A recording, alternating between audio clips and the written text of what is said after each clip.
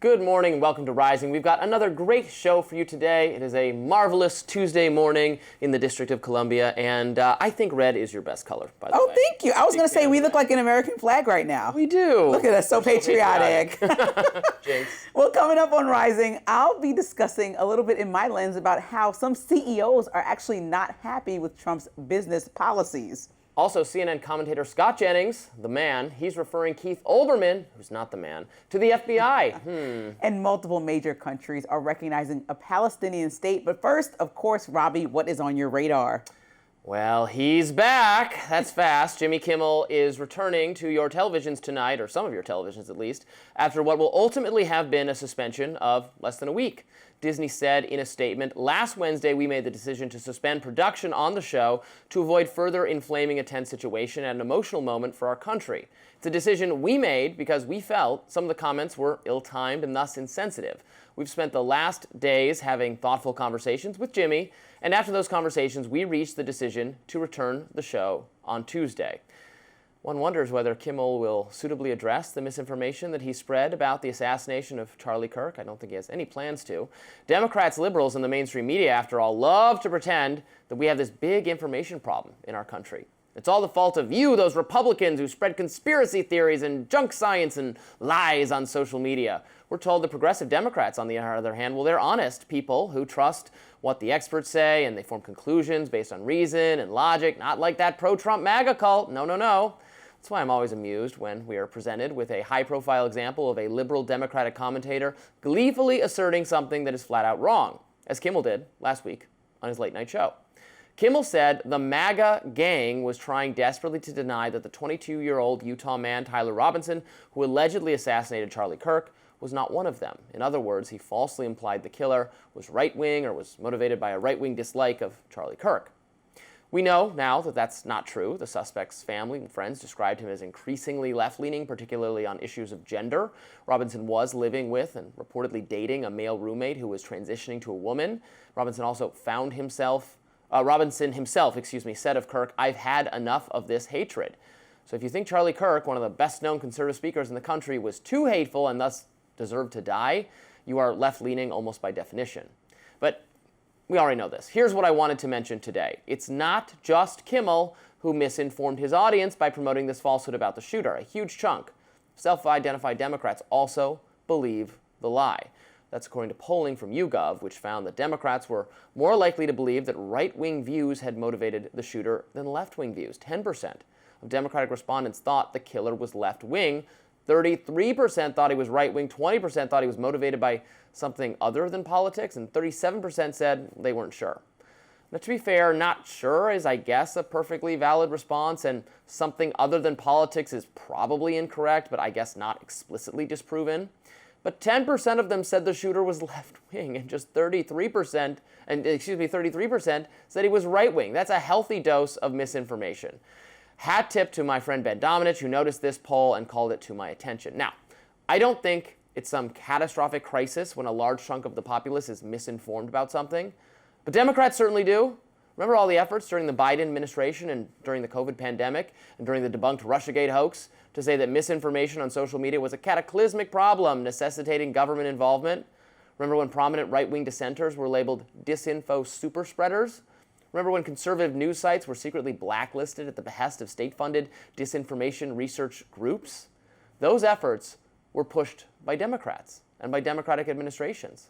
Now the shoe's on the other foot, and liberals really mad that Kimmel is facing the kind of consequences for spreading misinformation that they themselves advocated. They reaped, and now they sow. Of course, the best thing to do now would be to mutually stand down, to reassert basic free speech norms, and promise not to purge dissenting or even incorrect opinions from the internet. Because it's not just Republicans or Democrats who have them. Everybody is wrong about something. Just check these polls. We'll be watching to see if Kimmel addresses his error, his misinformation, on the show tonight. I'm so excited that you'll be watching Kimmel tonight. I'm so excited that you'll be watching Kimmel with me. We should text and have like a screening. My first thing was that the answer to most questions is money. And so I know you don't like Kimmel. You think he doesn't make money. But I think they said ABC almost lost $4 billion in stocks, people trading their stocks off, and also with people canceling their subscriptions. Hulu, all the people under the umbrella. So boycotts do work. So now liberals are getting in on the boycott game. Well, I'm just saying that money people want to see Kimmel. So the audience spoke up directly, and they made a decision, and they said, oh, we had time to talk about it, fine. But you also lost money. Let's just be honest. This is business. But I also think when you look at those polls, like you're expecting, and you also were expecting Jimmy Kimmel to understand all that we know now that there's been a full press conference, that Kash Patel has released details and documentation saying that this is definitively connected to a relationship and things that he wrote. He wasn't being cooperative at the time that Jimmy Kimmel spoke and did his monologue, so he wasn't misspeaking information intentionally. He didn't have the information that we have Jimmy now. Kimmel? Or the next day. Yes, the next day is when we had that press conference. No, it was already by then. No, it was already decided by Republicans, is what I'm saying. From day one, it was decided this was a left-leaning attack, the radical left. Like President Trump said, the radical left causes tremendous violence. But I actually wanted to make sure, because I've been seeing this conversation happen way too often to make me comfortable. So I want to be sure that we're factual. And PBS did a report last night and looked into this independent research on their own. They also looked into the Anti-Defamation League research. They also looked into the U.S. Government of Accountability stats to see who is committing this violence. And they said they can confidently say that most domestic terrorists happen to be more right-leaning.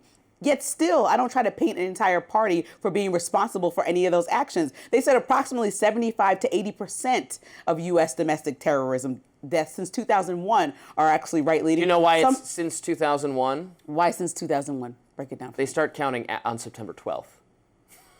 Okay, but why is that a left-leaning? But why would September 11th be? Then we're not counting. That doesn't count as left or right. Okay, it goes in a separate category of Islamic terrorism, which dwarfs the other two. If you're counting 9/11, if you're not counting it, there is more. But what they do with these statistics. So most of the extremist violence, or the people they're labeling extremists, are white supremacist prison gangs, and most of these violent incidents are them shanking someone else, for lack of a better word, or murdering a spouse or a loved one who they think is informing on them. It is not the actual violence is not politically connected. It is being perpetrated by extremely violent, nasty, awful people who should As much as you say that the entire Democratic Party must be the party of transgender, whatever that means for you. It's like saying, as much as the Republican Party. No, I'm saying this, like people saying that it's left-leaning violence because he was defending the honor of his transgender loved one. Mm-hmm. Why does that have to do with left-leaning? He's defending the honor of his transgender loved one. People are trying to connect those dots. So then let's also connect the dots of white supremacy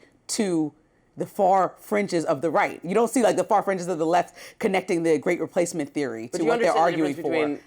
I didn't mean that in an insulting way. I'm sure you do understand the difference between like white supremacists or people who join white supremacist gangs when they're in prison. These are violent people, and violence being committed for reasons that align with that ideology. But there's also, you see what I'm saying? But even if we go past, like, let's say 2001, in 1995, Timothy McVeigh and the Oklahoma State bombing was politically motivated right-wing violence. All right, so like let's just, everyone wants to pretend. Like, no, I'm not pretending. That's clearer than this. Definition. That is clearer than this instance where you're saying that he was protecting the honor of his loved one and killed Charlie Kirk and he was wrong and a criminal.